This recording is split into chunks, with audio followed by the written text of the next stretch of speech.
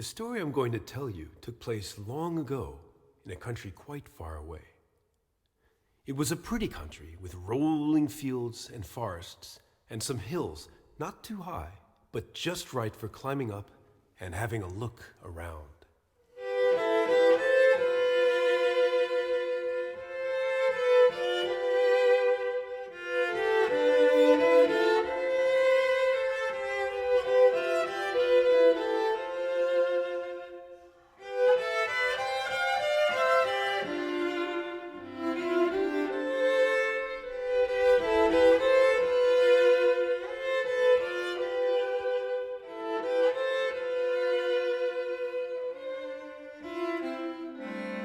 It began because I was reading, I had a small child who is now a big child, actually.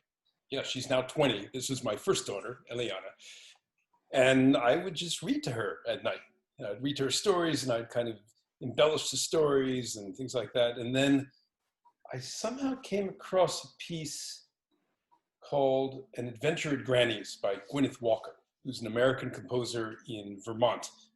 And it's basically Little Red Riding Hood, and it's for violin and cello and narrator. There was an organization in Philadelphia that was doing concerts in schools, and the director was a friend of mine. So I had an idea of setting up some kind of ensemble to play in schools that would be kind of light and nimble.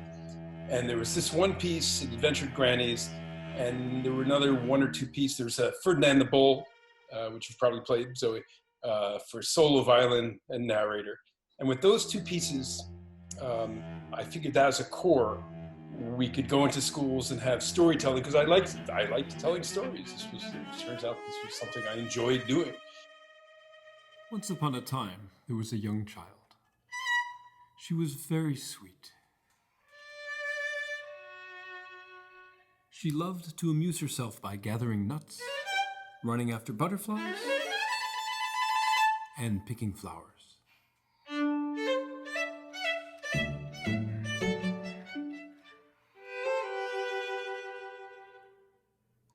And then I commissioned a composer, Eric Sessler, to write a piece which, based on a libretto, which was a kind of klezmer tale called The Prince Rooster. But when I commissioned him, Ken's going to laugh because he knows me, and he what a kind of control freak I am and stuff like that. So I went into the composer and I said, okay, here's the libretto, and here's what I want you to do with the piece. And to do this, and this section. And then I'd written the whole thing out. And then I was like, I can't go to a composer like this, because I'm basically writing the piece for him, everything but actually doing the notes. So then I was like, all right, I'll write the piece. So I wrote the piece, and it was my first piece of music. And then for Eric, I gave him this piece, Jack and the Beanstalk. I think it might have been me had the idea to do alternate endings with one alternative ending for it. And then I started every year commissioning pieces through various grants, most through American Composers Forum. It went from kind of this one piece, the only piece I know really for narrator, violin, and cello, to now, Ken, what do we have? We had like 20 or 25 pieces by the end. Yeah. It's definitely in the 20s, I think. And it's very satisfying to have essentially single-handedly built up this whole genre. But every composer had to have a completely different approach. And some of them would use the narrator as kind of, music, and then music and narrator. Some, like at its most extreme, like Bob Capana in Rumpelstiltskin, used the narrator really as an instrument, with this idea of kind of Sprechstimme, where I'd have to speak in rhythm and with some approximation of pitch, based on, Pierrot by Schoenberg. Once upon a time, there lived a miller. He was poor, but had a beautiful daughter.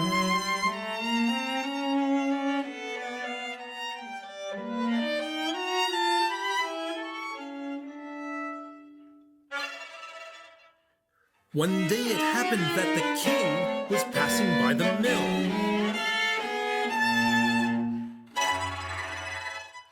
The miller was a proud man, given to boasting. He cried out, "Your Majesty, my daughter can spin straw into gold."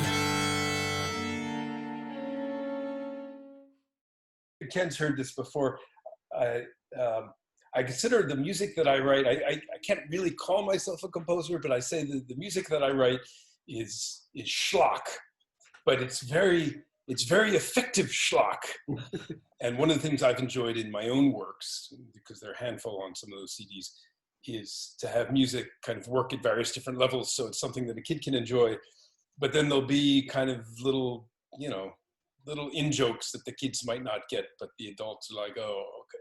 But then when Ken and I founded Ensemble Epomeo, without any intent to have this connection, I think we both realized pretty soon it's like, wait a minute, we're a professional string trio touring, but we, if I serve as narrator, we can do all these works with violin and cello, and this can be our kind of outreach group, and it worked out perfectly. And then from there, Ken had this, I'm not sure the whole genesis of Ken's idea, but, going to have the orchestrating some of these pieces. And Ken is the master orchestrator. And then I'm very excited to hear what he's done with my piece. And I'm sure it's great. And yeah, we'll see. That'll be great. He asked me, he said, I'll send you the score and you can look it over. And I was like, yeah, don't send it to me. I trust you. You either trust the composer or you don't trust the composer. You don't trust the composer, maybe don't ask the composer, right? So it hasn't been a kind of process of 20 years of evolution from control freak to now completely fine with whatever comes out. You are still deeply invested in what the end result is going to be. I told him, please don't change any of the harmonies, but... But there's only 3 in the whole piece anyway. No, they're in the whole piece, right? So there you go. Your attention I got or what? My name is David Yankala. I'm here to tell you about a young man named Lubin, resident of Chelm.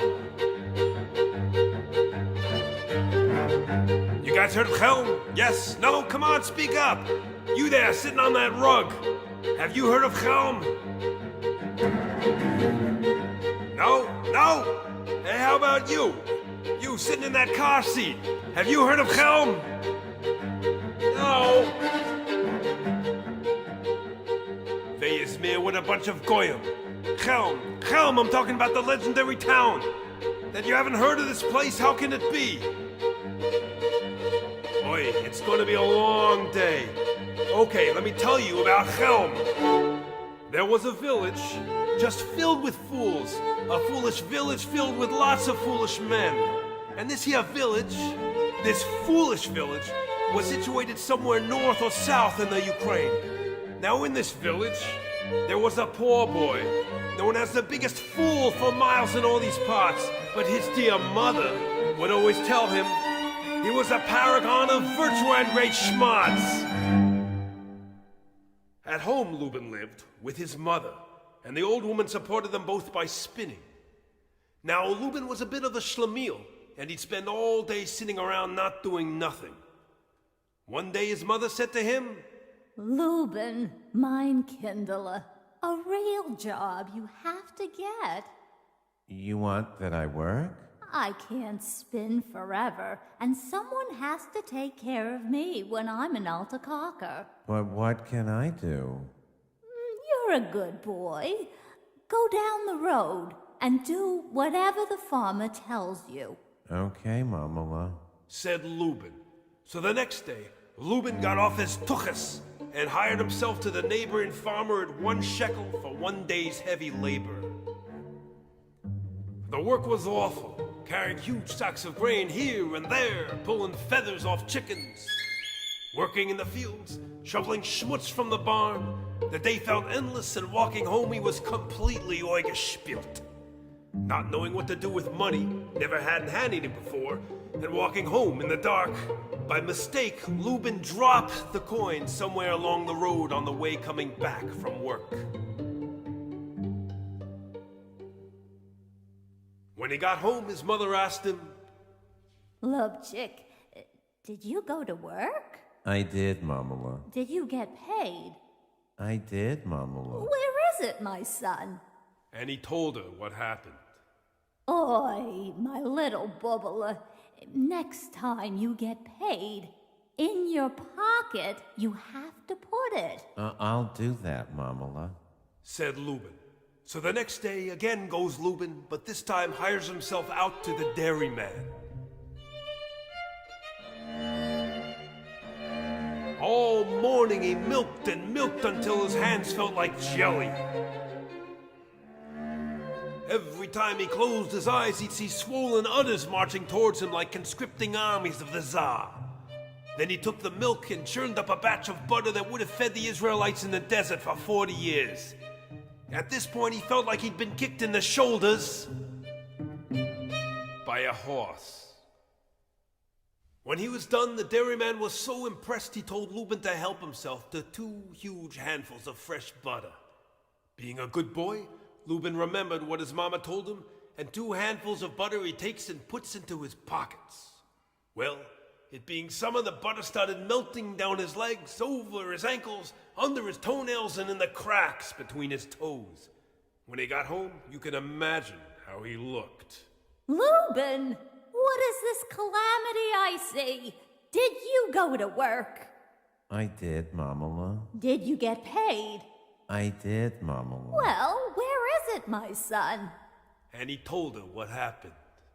Oi, my little lubchick, you've got to think.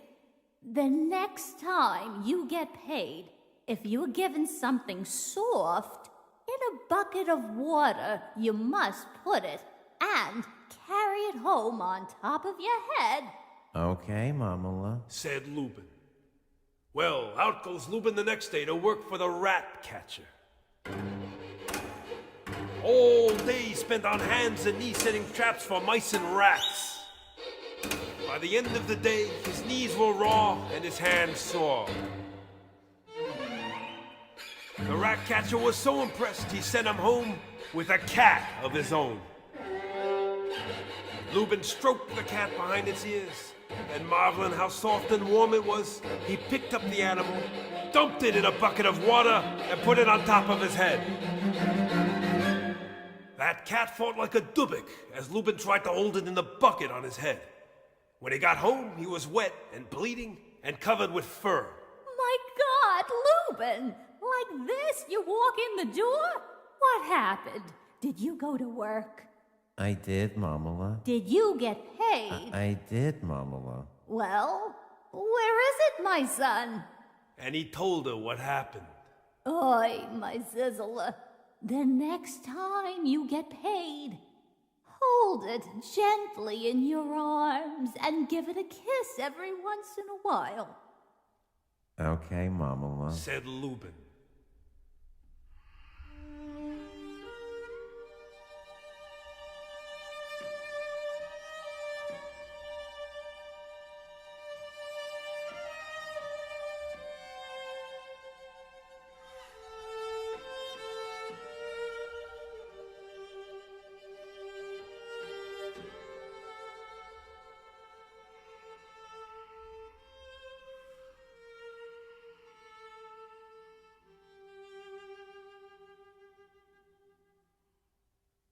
The next day, Lubin went down the road to work for the blacksmith.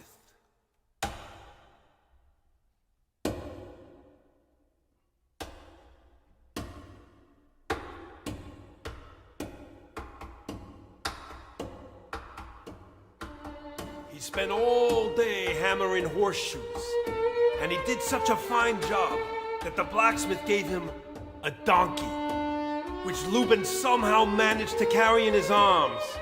The donkey braying the whole way back.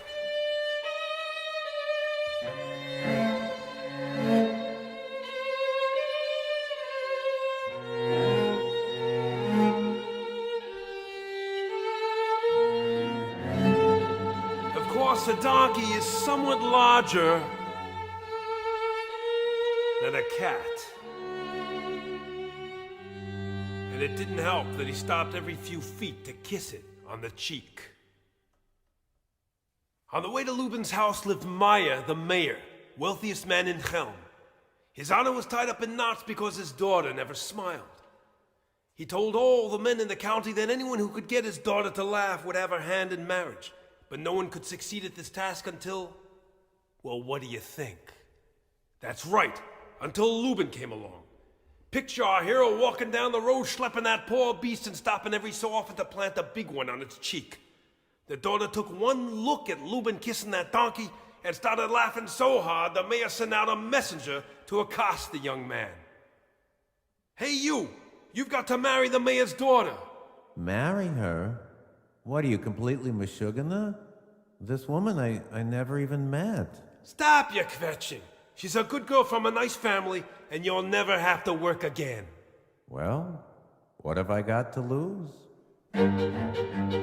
Well, eventually Lubin and the mayor's daughter got married, and there was an enormous feast with brisket, latkes, gefilte fish, even kashavarnishkes. In time, the young people came to love one another.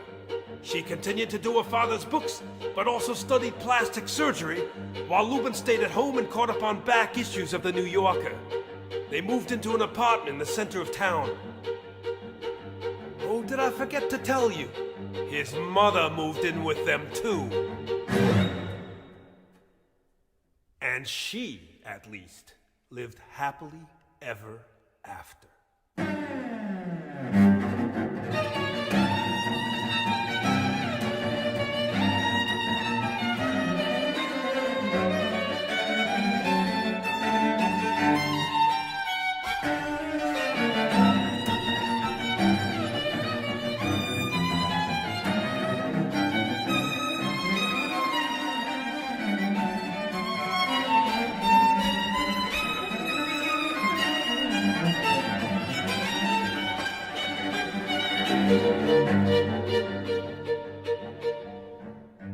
And now you've heard the story of Lubin and his wife, of dairymen and farmers, and cats and rats and mice. The moral of our story, you won't learn this in school, for happiness in marriage, you've got to play the fool!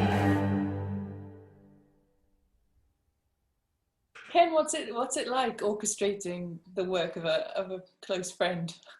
Well, it's interesting. I mean, it's in some ways less intimidating than orchestrating Brahms or Mahler, surprising as that might be, but mostly because I played these pieces with David dozens and dozens and dozens of times, and so I know from the inside out what he's very particular about, what the tempi are that he's used to, the expression, and we've talked formally and informally just about all of the folk roots of the different musical languages that he uses. I mean, it's essentially a klezmer language, but there are other references in there. I know where the musical jokes are, and so my job is to try and be imaginative with that, and but stay close to the spirit of it. And I mean, I do feel like by now I know the spirit of it very well, and so it's what's different about orchestrating something like a violin and cello work compared to, say, a piano quartet or a string quartet is that in essence you're only dealing with two voices, which isn't really enough for an orchestra. So with both David's piece and my own piece, Ugly Duckling, the process of taking a duo work and turning it into an orchestral work involves some filling in of extra ideas. You can write extra counterpoint to develop the musical ideas that are already there. You can fill in the harmonies. And then, of course, you can do a lot to experiment with bringing out, in the case of Lubin, the humor through different orchestral colors. And then there's that other little side aspect that remembering it is in part a work for young people, that you want to try and showcase the orchestra to them in an attractive way, so give them a chance to hear the funny things a trombone can do, or hear the virtuosic things a violin can do. So there's a little bit of that sense of writing to purpose too in orchestrating it. But this one, it was just a lot of fun, and having played it so many times, it wasn't a hard task to take on. I have a question for Ken, actually.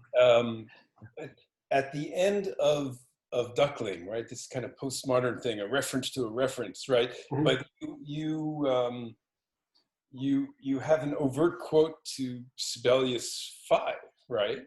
Yeah. That's the whole ending, you know, the duckling, and he realizes he's a swan and stuff like this, and the horns.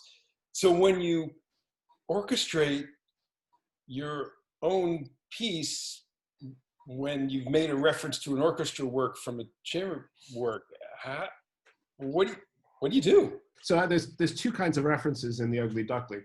I wanted it to be a way that young listeners might pick up on certain musical sound worlds that they would then find familiar when they encounter the real thing. So on the one hand, there's all these sort of stylistic references, and then there's the actual tune. So the Swan of Saint-Saëns goes through the whole piece, and all of the motivic material pretty much comes out of that. The music is trying to express the central idea of the piece, which is that this kid doesn't know who he is. He doesn't realize he's a swan, but he's always a swan. And all of these musical pointers are there, that the essence of who he is. It's not about becoming a swan, it's figuring out who you are. And so I tried to express that in musical terms by using all these little references to existing music.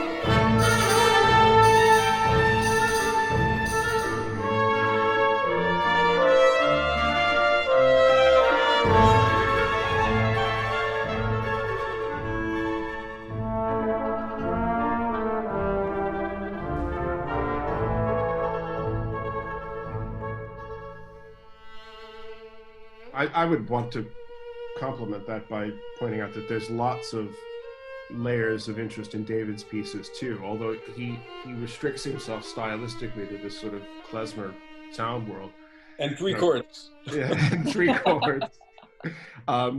You know, there is a wealth of different kinds of folk music in there, and references to solo Bach and to Beethoven and stuff. So, you know, again, there are things in there that, you know, for instance, the Russian theme from the Razumovsky Quartet in Lubin, that hopefully when a kid encounters the real string quartet, you know, they'll be like, hey, you know, Beethoven stole this from David Yang. It's Lubin from Helm. Of course, the other thing that really makes David's pieces stand out is that the libretti, which he wrote himself, are just unbelievably clever. And funny on so many different levels, which is why they work so well for both adults and kids. And you know, when we played it in Worcester, there wasn't a kid in the joint, was there? But I mean, everyone was howling. David, since you've written the words as well, I mean, it adds another layer of ownership to this work. So how do you feel about letting someone else loose on it as the narrator? You know, it's funny, this idea of words and music.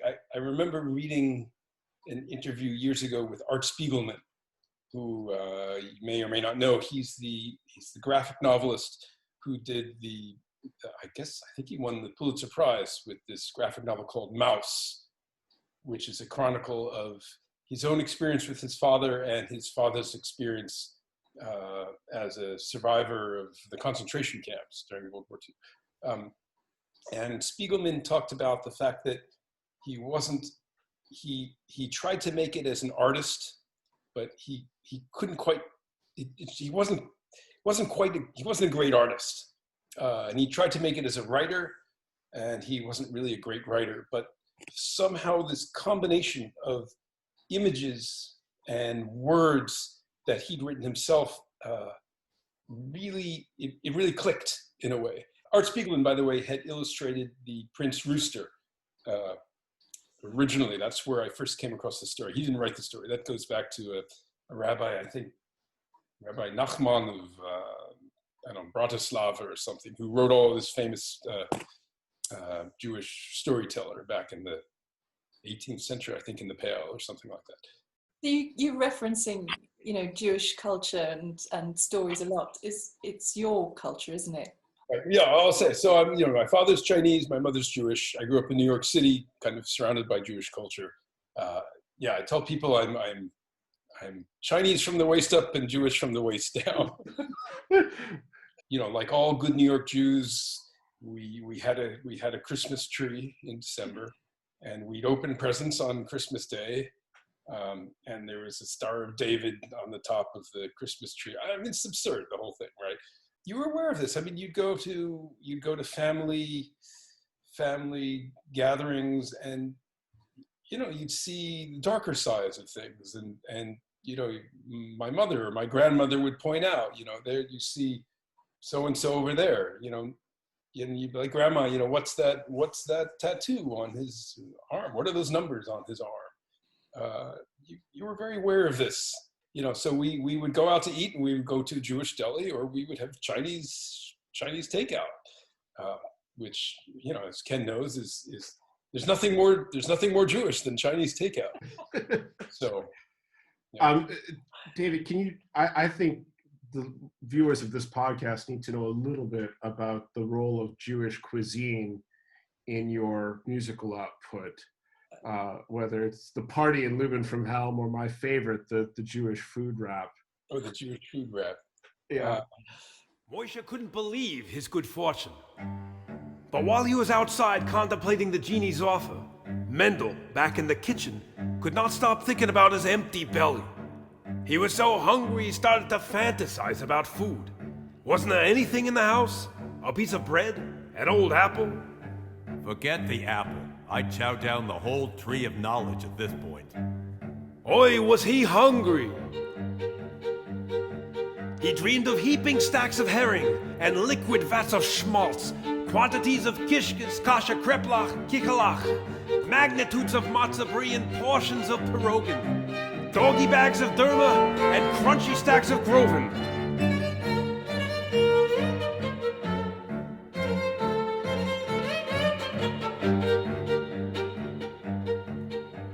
A bagel with a schmear and scads of hot stuffed cabbage, a mountain range of matzah and braised brisket by the baggage, heaps of hamantaschen with cotton loads of kugel, rafts and reams of rugelach, and don't forget the strudel.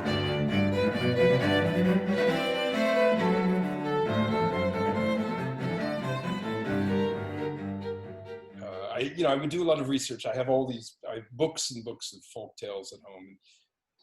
Most folk tales are pretty, I don't know, don't really lend themselves to music so much. And especially there's a very small genre of folk tales that are kind of funny folk tales that would work for Helm and stuff. But yeah, just writing the words, it was just really fun writing those words. You write, it's like, oh, what's going to work here? I mean, Ken knows this also. What's going to work here? What's going to work there? And you're struggling. And then suddenly something falls into place. And it's like, that's exactly the way it has to be. And David was occasionally saying, I need a really good Yiddish word for blank, and that all ended up in Lubin from Helm. Well, that's the thing about Yiddish. It's such an onomatopoeic language, and it's just the sounds of Yiddish. It's a funny language. It's a funny sounding language. Tuchus and schnaz. Schlemiel. Schlemazel. These kind of things. What's a schlemiel? Schlemiel is kind of where there's a joke about the difference between a schlemiel and a schlemazel, right? Schlemiel is just bad things happen to him, kind of the klutz. Can't remember. There's another one. Lubin was a bit of a schlemiel, yes. Yeah. I love how you can use one Yiddish word to describe another Yiddish word. I have an indelible memory of Matzo Ball Man from when we recorded it. That's one of yours, isn't it? The Matzo Ball Man. That's one of mine. Yeah. That's the Gotterdammerung of his cycle. That is, that's the late work, very late work. there's a passage where David has the cellist play the entire saraband of the Fifth Suite, while one of the two brothers is bemoaning his fate outside. The other one is practicing the cello inside. The two brothers are a violinist and a cellist. And so the violinist brother is out on the front porch telling the matzo ball man how horrible his life is and how terrible everything is. Kvetching, he's seriously kvetching. And so for some reason, I think in order to get a sense of distance in separate rooms, we decided that I would record separately and then David would overdub over the top. So I did my Bach bit, and then I went up to the control room and David read his bit of is it Moisha that's the violinist? It's Moisha, yeah. Yeah, so Moisha's kvetching and moaning, and David was just channeling like the most depressed guy in the world, and the more depressed he got, the funnier it got. I mean, we were all just up in the booth rolling on the floor with laughter. The more miserable this tale became with each subsequent retelling, you know. And Simon, the producer, would say, "Yeah, you just do one more time, you know, and just turn your head a little bit to the left when you use that hard consonant in this word." David would do it again, and he'd get even more miserable, and we would laugh even harder, you know. And I just always think that's kind of Jewish humor in a nutshell. Is that you know, the more miserable it is, the funnier it is.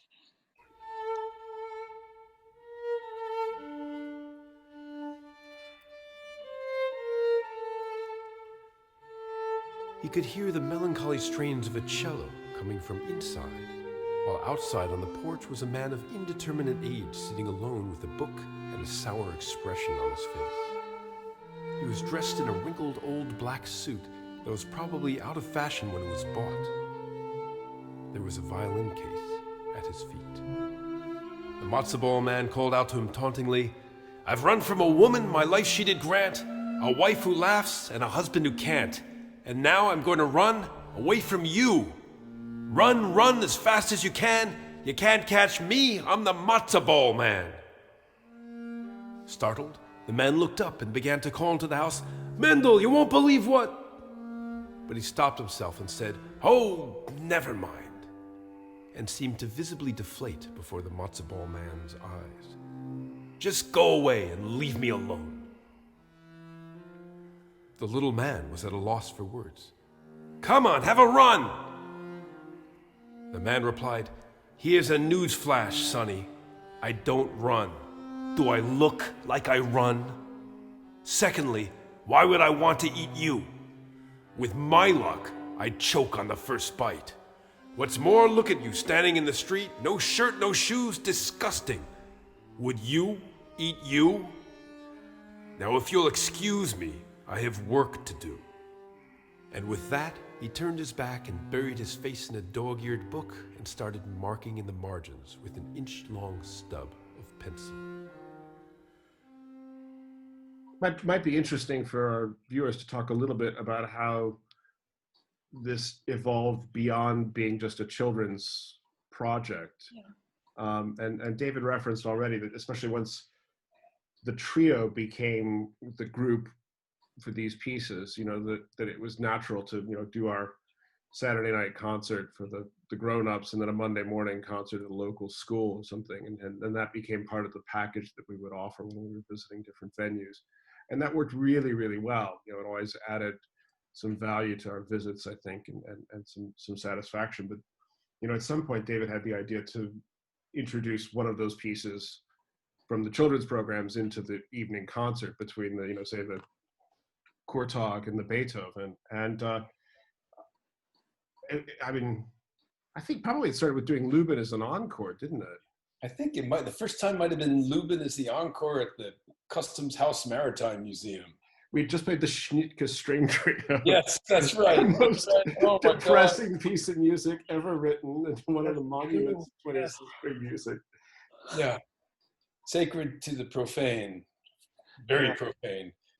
That was one time that we really doubled down on the idea of a really dark program. I mean, all the marketing was basically, you know, a dark and stormy night of really scary, bleak music culminating in the Schnittke.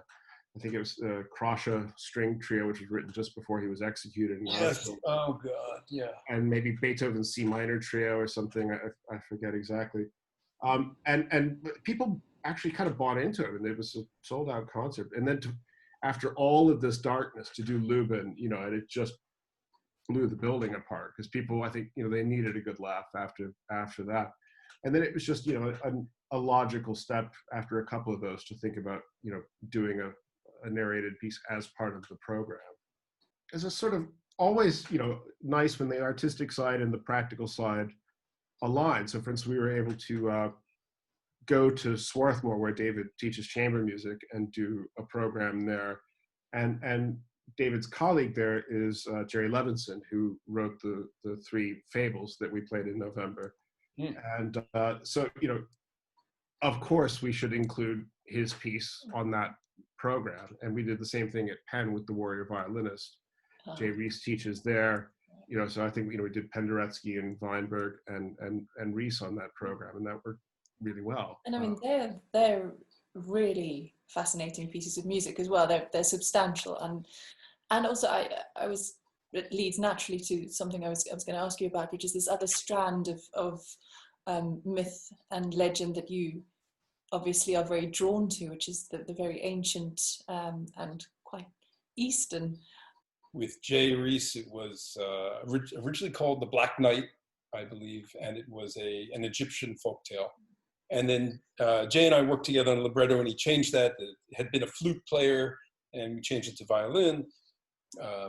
The Princess and the Man with the Pure Heart, I approached Tom Whitman, and he had lived in Indonesia for several years, and actually was, and I think still is, the head of the gamelan ensemble at Swarthmore.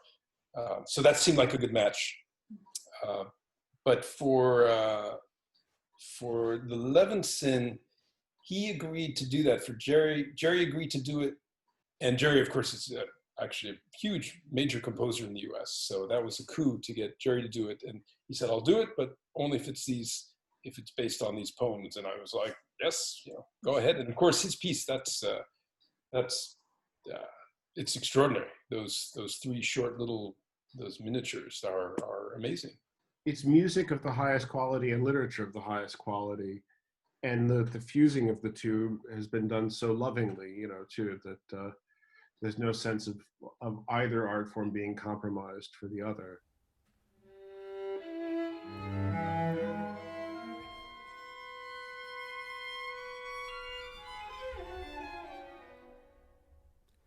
What if you like to draw big flowers?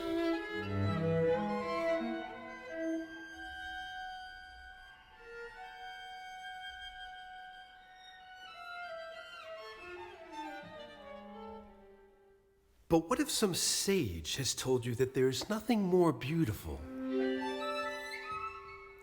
Nothing more beautiful. Nothing more beautiful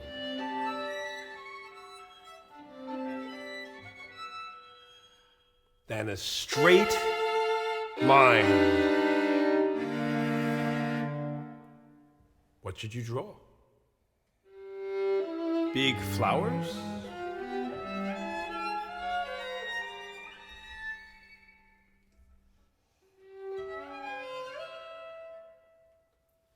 Straight lines?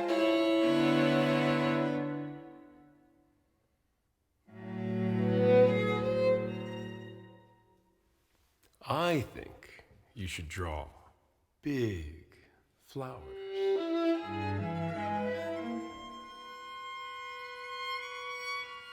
Big flowers.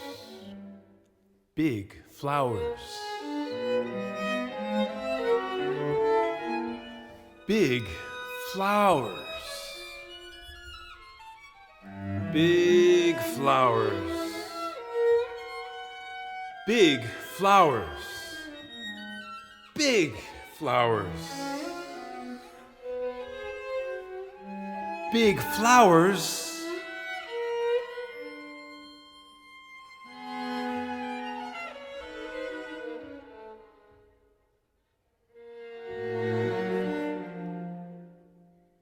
until they become a straight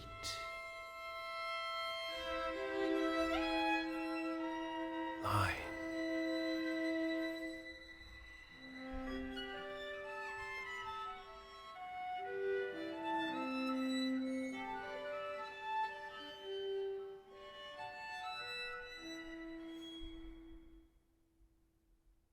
You can see the project quickly branching out from sort of Eurocentric roots to being much more multicultural as it goes along, and I think that is a strong case for why new pieces for young audiences are needed. The old stories of Peter and the Wolf and all of the Hans Christian Andersen and Brothers Grimm things, wonderful as they are, it is all very Eurocentric, and it all speaks to sort of one cultural world. And so to take something like The Warrior Violinist or Black Knight, that's the oldest surviving folk tale in the world. It goes right to the origins of Egyptian culture, and then again with the Princess and the Man with the Pure Heart, you're talking about a really ancient Indian folk tale. So suddenly, you realize with these very limited forces, just one violin, one cello, and a speaker, you can broaden both the cultural and the musical palette in all these different directions. David was very canny at his festival, the Newburyport Chamber Music Festival, where Upper would play every year in November and sometimes in the spring, about commissioning other kinds of pieces with narration or literary backgrounds that had specific connections to the sense of place of Newburyport itself. That it was a way of finding a pathway where you could celebrate local culture and create new contemporary music, commission new works all at the same time with a sort of built-in level of interest from the local audience. So I've been doing this festival. This was going to be, or will be, we're doing kind of a virtual thing this summer, our 19th season. And we're commissioning a piece every year, and then we've commissioned other pieces during the year, again, for Epomeo and stuff like that. And the new work is typically the piece which generates the most buzz, and people are talking about, and they're excited about, and they want to listen to it. And, of course, they're looking forward to the Beethoven or the Bartok or whatever also. But then they love it. They always love it. They love the new work. And we've had such a huge range of composers, but people just always find it fascinating. This sense of ownership of it somehow, I think that's an amazing thing to give people. I think finding as many points of contact for the audience beyond just the experience of the performance itself, and making those points of contact engaging and human, can do a lot to break that down. I know at the Chamber Music Festival, they often rehearse in public places, and David encourages the guest artists not to sort of be on best behavior just because people are listening to the rehearsal, but people want to really see how it goes, and they like the fights, they like the arguments, and they love the fights. They love the fight, because I think one of the advantages of Auricolae that we had in terms of working with composers is partly it's the disadvantage of this very limited instrumentation, right? So you go into a composer, you're saying the piece should be anywhere between 10 minutes long, no shorter than 10 minutes, no longer than 15 minutes. And you've got a narrator, violin, and cello, and that's it. And I think a lot of composers found that quite difficult, but also freeing up in a way, right? I guess, right, it was Picasso who talked about the limits of the canvas setting him free. It may not have been Picasso, I don't know. But it makes sense, right? It's like what you're talking about, to have a brief and to have a deadline and say, okay, this is what you do. So.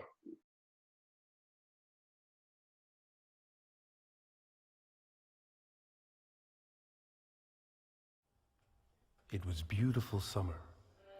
The wheat fields were golden, the oats were green, and down among the meadows the hay was stacked.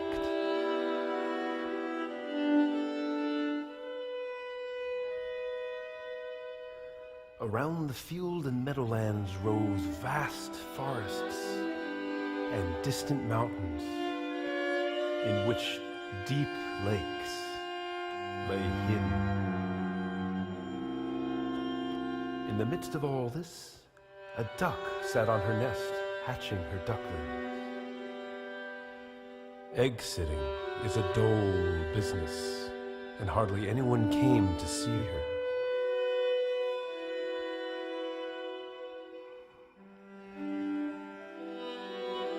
She was bored and fed up.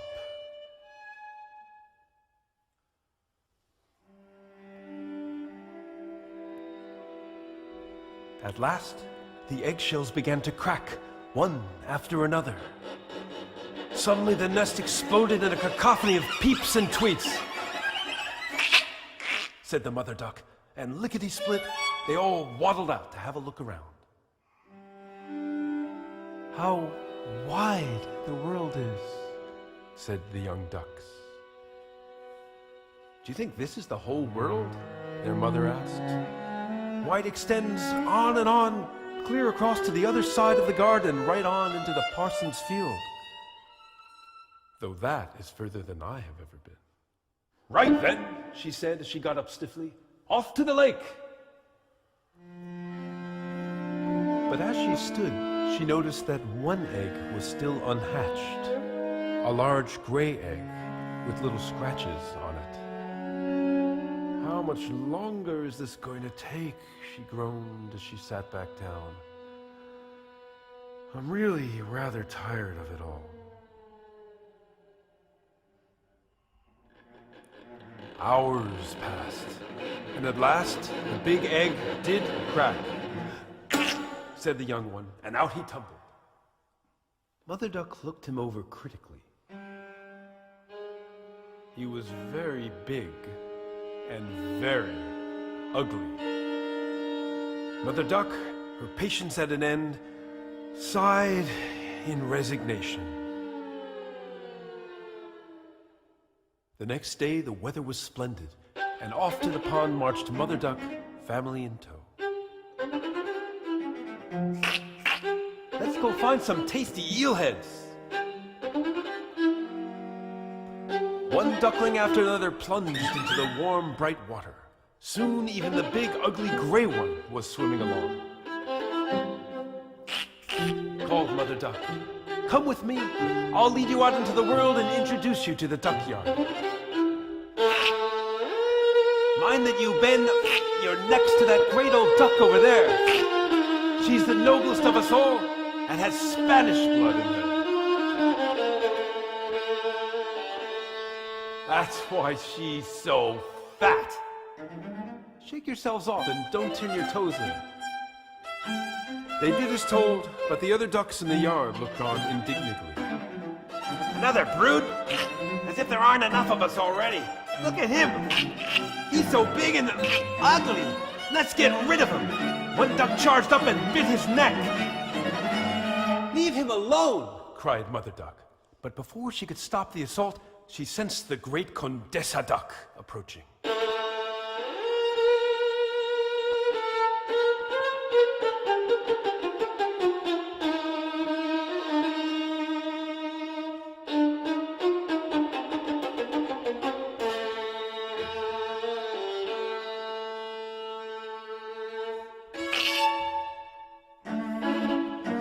Nice-looking children you have, Madre Patria. Pero, Santa Maria, Madre de Dios Bendito, not that big one there. It's a pity you can't hatch him again. That can't be managed, your ladyship, said Mother Duck. He took too long in the egg. It's not my fault. Well, the others are pretty enough. Make yourself at home, Miss Patitos.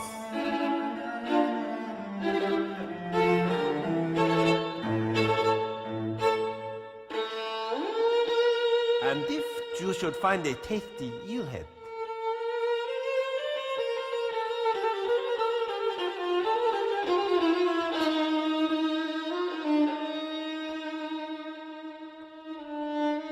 you may bring it to me. Soon the ducklings felt right at home. But the poor, ugly duckling was nipped by the ducks, pecked by the chickens. Even the turkeys bit him. He was so ugly that he became the laughingstock of the entire barn, chased and teased mercilessly by everyone, even his own brothers and sisters. We wish the cat would catch you, but he probably doesn't want your ugly feathers on his paws. His mother wouldn't look at him. Ducks snipped, hens pecked, and the turkeys bit. Heartbroken, he ran away over the fence and across the great marsh. He settled in a quiet copse, and there he lay all night long, crying himself to sleep with the sound of distant laughter in his ears. He woke to the morning sun and the loud voices of two wild ganders nearby.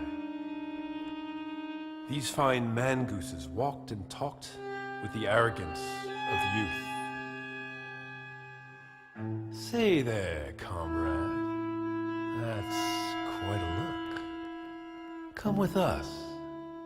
In the other marsh nearby, there's some fine geese. All nice young lady gooses who know how to quack and lay. You're so ugly that you'll completely turn their heads. And shine a better light on us. Gunshots suddenly shattered the stillness of the marsh, and the two ganders dropped dead by his side, turning the water red with their blood. Shots exploded again, and flocks of geese rose up into the air in panic. Another volley crashed, echoing over the marsh as blue smoke rose from the trees, drifting like a cloud over the water. The bird dogs came crashing through the swamp, driven to a frenzy by the scent of blood. He tried to hide, but at that very moment a huge yellow dog crashed through the underbrush, his tongue lolling from his mouth. Paralyzed with fear, the duckling could smell the foul reek of the dog's breath. As their eyes met, the beast paused, but off he splashed without touching the duckling. In shock, he thought, I'm so ugly, even a dog won't have me. He waited hours before his heart slowed, and he dared to look around.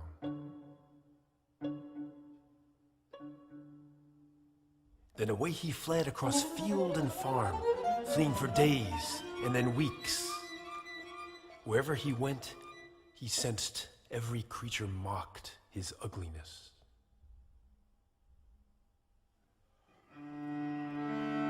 It was mournful autumn. There was a chill in the air. The leaves turned yellow, red, and brown. The heavens went clear, then darkened to cold and gray, while low clouds descended, heavy with snow and hail.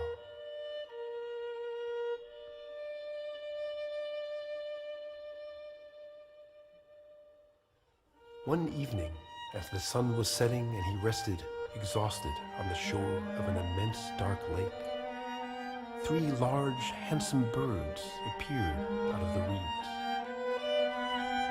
The duckling had never seen creatures so exotic, so beautiful, dazzlingly white, with long, graceful necks and terrifying black eyes. Swans. They uttered an alien cry as they unfurled their magnificent wings and spun into the air, taking flight to warmer climes. Circling overhead, they climbed higher and higher. A strange feeling stirred in his breast as he watched. He swam circles in the water. He craned his neck to follow their course, and overcome with emotion, he uttered a cry so shrill and strange that he frightened himself.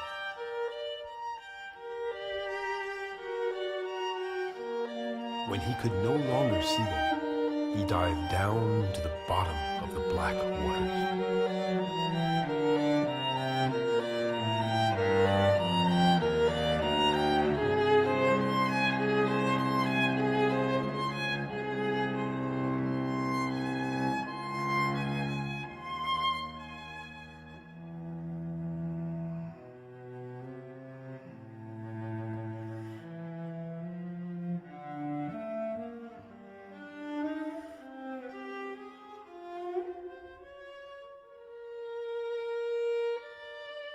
When he surfaced, he felt puny and completely alone.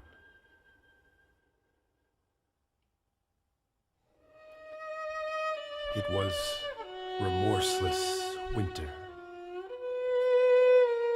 Seemingly overnight it became so bitterly cold that the duckling had to swim to and fro in the water to keep it from freezing.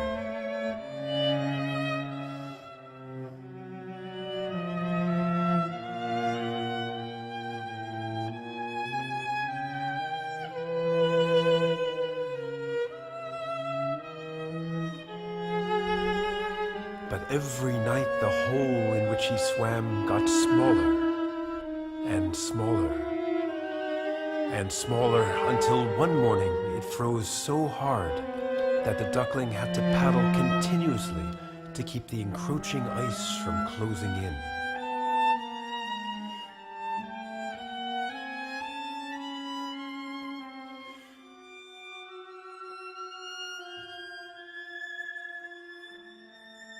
Finally, at the end of his energy, he could swim no more, and he gave himself to the ice and was frozen fast.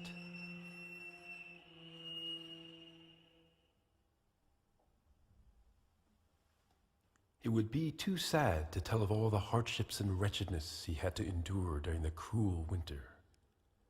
The wind that sailed like knives over the frozen surface of the lake, the frantic plunging for scraps of food that flew by, and worst of all, the searing loneliness and despair. When the first green sprout poked through the snow and the warm sun shone once more, the duckling was just barely alive among the reeds of the marsh.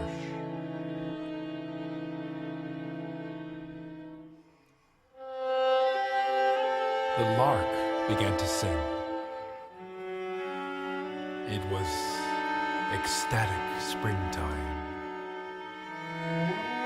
The world seemed intoxicated with floral scents, but the duckling could still feel winter's cold ache in his bones. Then, from the thicket before him emerged the same 3 swans, sliding from the tall reeds onto the smooth water of the marsh. The duckling recognized them and was overwhelmed with sadness and loneliness. He sensed their power and ferocity and decided to charge them to invite their violence and end it all. They'll peck me to bits because I'm so ugly, he thought. Better be killed by them now than endure their taunting tomorrow. So he flew into the water straight toward the swans at full speed. They saw him and reared up, wings outstretched.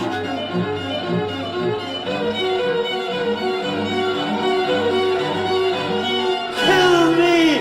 He cried as he bowed his head down over the water to wait for death.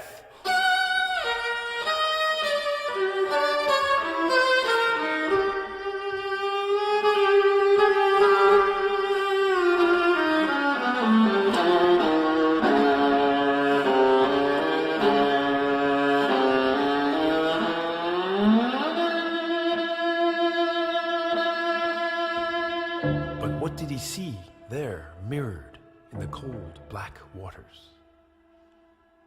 It was his own image. No longer was it the reflection of a clumsy gray bird. His neck was long and noble, his wings broad and powerful, his eyes black and fierce. He was a swan.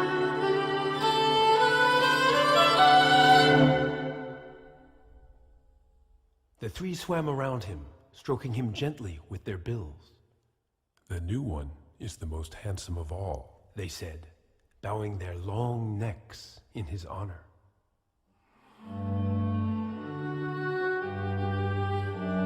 For the first time in his life, he felt he might belong.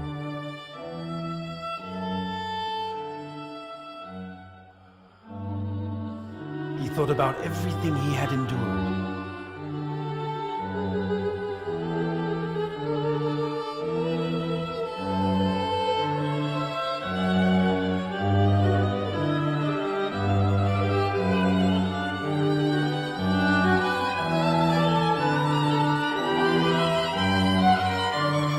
He rustled his feathers and joyously took to the sky, the other swans following in his wake, and he cried out with full heart, I've never dreamed there could be such happiness